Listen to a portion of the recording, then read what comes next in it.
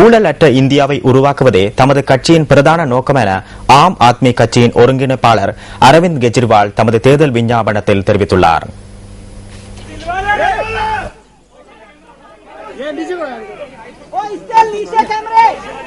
எதிர்வரும் 7ஆம் தேதி ஆரம்பமாகவுள்ள மக்களவைத் தேர்தலுக்கான தமது தேர்தல் விஞ்ஞாபனத்தை ஆம் ஆத்மி கட்சி நேற்று வெளியிட்டுள்ளது.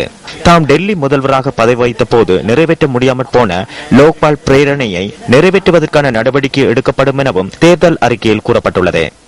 அத்துடன் அரசியல் அதிகாரங்களை அனைவருக்கும் பயனளிக்கக்கூடிய சுவராஜ் மசோதாவும் நிறைவேற்றப்படும் எனவும் சுட்டிக்காட்டப்பட்டுள்ளதாக சர்வதேச ஊடகங்கள் செய்தி வெளியிட்டுள்ளன.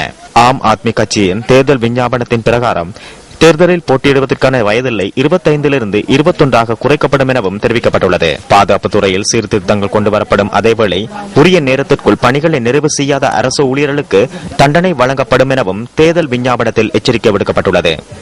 தற்போது மேற்குலக நாடுகளில் பிரசித்தி பெற்று வரும் ஓரின திருமணங்கள் குற்றமாக கருதப்பட மாட்டாது என தமது தேர்தல் விஞ்ஞாபனத்தில் ஆம் ஆத்மி கட்சி குறிப்பிட்டுள்ளது.